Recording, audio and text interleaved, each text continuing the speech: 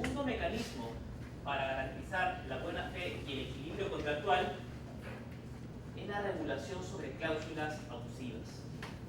Ya habíamos mencionado que esta regulación está en el código, está en la ley complementaria a la Ley de Protección al Consumidor en materia de servicios bancarios y financieros, y también está en el reglamento de transparencia de la SBS. Cuando hablamos de cláusulas abusivas, en buena cuenta nos referimos a aquellas cláusulas no negociadas, llámese cláusulas generales de contratación, cláusulas incorporadas en un contrato de adhesión, que contra las exigencias de la buena fe causen una desventaja, generen un desequilibrio entre los derechos y obligaciones o anulen los derechos del consumidor. Esos son los criterios que se tienen que tomar en cuenta para definir si una cláusula es abusiva. Está regulado tanto en el Código de Protección y Defensa del Consumidor como en el Reglamento de Transparencia. En este caso puntual, la doctrina y la jurisprudencia administrativa del INDECOPI ha establecido parámetros para definir esa desventaja, ese desequilibrio y ese supuesto de anulación de derechos. Cuando hablamos de desventaja, la jurisprudencia y la doctrina autorizada establecen que esa desventaja debe ser significativa y además no debe justificarse de la interpretación en conjunto del contrato. Para determinar si hay una desventaja, no es posible aislar la cláusula. La cláusula tiene que ser interpretada en conjunto con todo el contrato. Y de esa interpretación conjunta debe determinarse que esa desventaja es significativa. En segundo lugar, el desequilibrio entre obligaciones y derechos. ¿Qué desequilibrio tiene que ser? Tiene que ser un desequilibrio económico, tiene que ser un desequilibrio obligacional jurídico. Imagínense que un consumidor denuncie porque considere que la cláusula que incorpora la tasa de interés es abusiva. El consumidor señala que el interés incorporado en esa cláusula es muy alto. ¿A ese tipo de desequilibrio nos referimos? Pues a ese no. Cuando se evalúa si una cláusula es o no abusiva, no se evalúa el ámbito económico del contrato. No se evalúa cuál es el objeto de la prestación, porque finalmente las partes acuerdan o no las condiciones. Los bancos son libres para establecer intereses y deberán informarlo, obviamente. El consumidor es libre de aceptar o no. Pero yo como consumidor no puedo alegar que es una cláusula abusiva porque el interés es muy alto. Porque ese no es el desequilibrio al que se refiere la norma. Se refiere a un desequilibrio entre obligaciones y derechos vinculados a ese objeto del contrato. Ese desequilibrio que eventualmente podría derivarse de el establecimiento de exigencias onerosas para la ejecución de algún derecho, por ejemplo. Y finalmente, entonces, el tercer elemento para decir que una cláusula es abusiva es verificar si ésta anula derechos del consumidor. Luego de este análisis, se podrá definir finalmente si estamos ante una cláusula abusiva. El código establece, como ustedes deben saber, dos tipos de cláusula abusiva. La cláusula abusiva de ineficacia relativa y la cláusula abusiva de ineficacia absoluta. En el caso de las cláusulas abusivas de ineficacia relativa, se tendrá que realizar todo este análisis que hemos comentado. Se tendrá que evaluar si hay una desventaja significativa, si hay un desequilibrio entre obligaciones y derechos o si se anulan derechos del consumidor. Y luego de ese análisis se podrá definir finalmente si la cláusula es abusiva. En el caso de las cláusulas abusivas de ineficacia absoluta, ya no se requiere efectuar ese análisis. Las cláusulas per se son abusivas.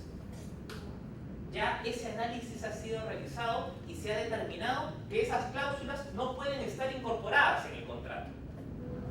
el Código de Protección y Defensa del Consumidor establece cuáles son, y además el reglamento de transparencia de la SBS también establece cuáles son.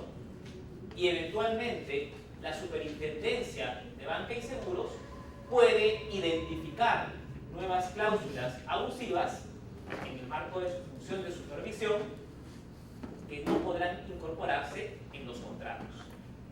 ¿Okay? Entonces, vamos a analizar algunos ejemplos de lo que constituyen cláusulas abusivas de ineficacia relativa y cláusulas abusivas de ineficacia absoluta. En el caso de las primeras, aquellas que establecen obstáculos onerosos o desproporcionados para el ejercicio de derechos. Se me ocurrió un caso bastante sencillo. Tenemos un contrato de crédito, el consumidor tiene derechos reconocidos en el código, eventualmente quiere efectuar un pago anticipado y la entidad bancaria le dice, está bien, puedes hacer el pago, pero como es un pago anticipado, te voy a aplicar una penalidad. Obviamente, allí tenemos una cláusula abusiva que está estableciendo un obstáculo para el ejercicio de un derecho que es el derecho al prepago. O eventualmente podría ser el caso donde se establezca un procedimiento sumamente engorroso para efectuar prepagos. La entidad bancaria, imagínense que indique, bueno, se podrá efectuar un prepago, pero solamente de lunes a viernes, de 9 a 11 de la mañana, y en la oficina principal del banco. No podrán hacerlo en las otras oficinas, solamente en la oficina principal del banco. Aquí pues podríamos estar ante un obstáculo oneroso o desproporcionado para el ejercicio de derechos. Esa podría ser una cláusula abusiva de ineficacia relativa. Procedimientos engorrosos para efectuar quejas. ¿Sí?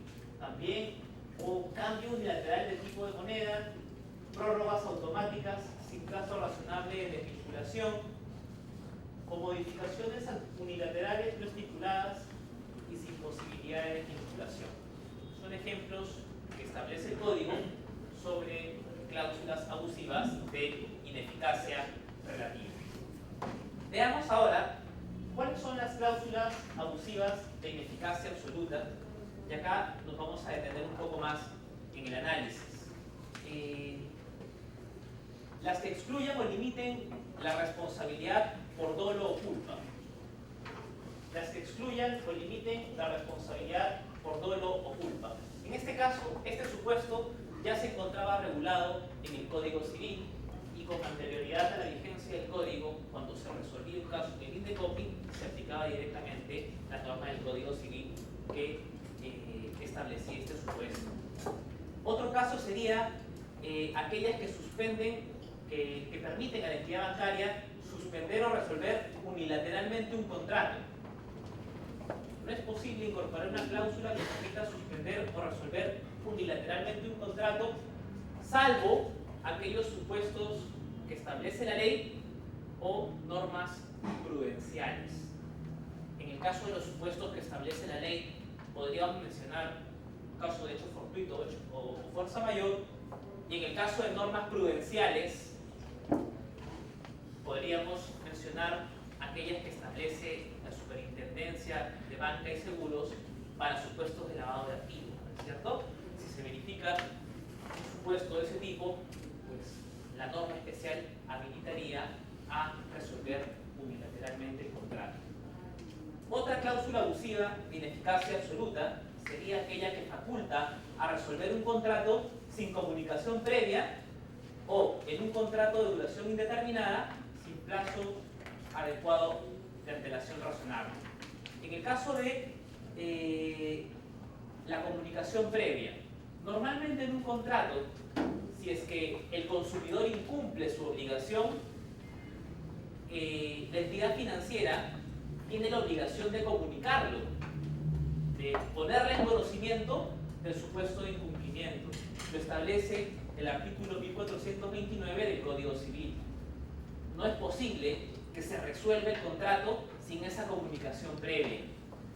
Y en el caso de los contratos de duración indeterminada, también existe la obligación de comunicar anticipadamente el ejercicio del derecho de receso. El Código Civil establece el ejercicio del derecho de receso en aquellos contratos de duración indeterminada.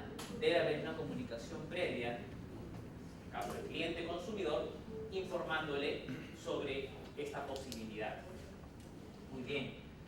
Tenemos otro tipo de supuestos de cláusulas abusivas de ineficacia absoluta, la exclusión o limitación de derechos legalmente reconocidos, limitaciones al derecho al debido proceso, esto también está en el Código Civil, las que establecen la renuncia del consumidor a formular denuncias por infracción a las normas del Código, también se consideran cláusulas abusivas de ineficacia absoluta, y de manera general aquellas contrarias o violatorias a normas de orden público o de carácter imperativo. Esas son las normas esas son las cláusulas abusivas de ineficacia absoluta recogidas en el Código y en la reglamentación sectorial de la SBS. Es muy importante siempre estar al tanto de esta regulación sectorial, porque si bien actualmente el reglamento de transparencia incorpora algunas cláusulas abusivas que no se pueden incorporar en los contratos, lo cierto es que en este proceso de evaluación constante de cláusulas generales de contratación que requieren evaluación previa, en este proceso se pueden identificar nuevas cláusulas abusivas, y esas nuevas cláusulas abusivas tampoco se podrán incorporar en los contratos eventualmente.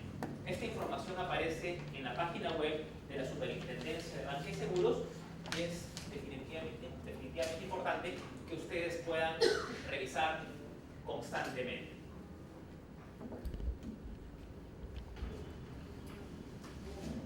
Ahora vamos a entrar a analizar las condiciones para la modificación de estipulaciones contractuales. Tanto el Código como el Reglamento de Transparencia establecen requisitos para que puedan efectuarse modificaciones unilaterales al contenido del contrato, básicamente en el caso del proveedor. Y estos requisitos son los que podemos apreciar acá en la diapositiva. En primer lugar, la previsión contractual, es decir, la posibilidad de efectuar modificaciones y los mecanismos previstos para ello deben estar incorporados en el contrato. Eso lo establece el artículo 23 del Reglamento de Transparencia. En segundo lugar, el aviso previo. Solo serán oponibles luego de transcurridos 45 días calendario desde su comunicación. Y esta comunicación al consumidor debe indicar de manera clara cuál es la modificación y además debe indicar o establecer la posibilidad que tiene el consumidor de desvincularse en caso no esté de acuerdo con la modificación unilateral. En tercer lugar, esta comunicación debe ser directa.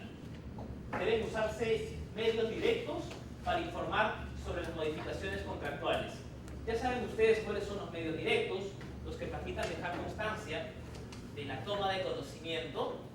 Podrían ser comunicaciones telefónicas, nuevamente correos electrónicos con constancia de confirmación, comunicaciones escritas en domicilio, entre otras que permitan acreditar un conocimiento directo de la modificación.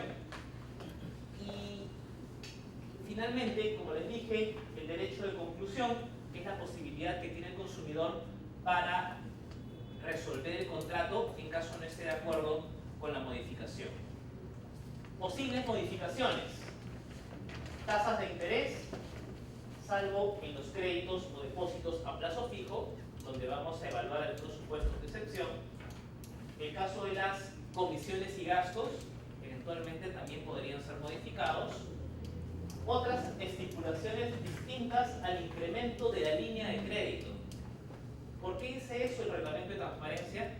Porque el incremento de la línea de crédito no puede ser modificado sin aprobación del consumidor. Y un cuarto supuesto es está referido a la incorporación de servicios no directamente relacionados al producto o servicio contratado. En este vamos a analizar el caso de las excepciones a tasas de interés para depósitos a plazo fijo y luego este supuesto. En el caso de depósitos a plazo fijo o créditos a plazo fijo, existen supuestos de modificación unilateral, considerando que el contrato mismo establece condiciones específicas de plazo.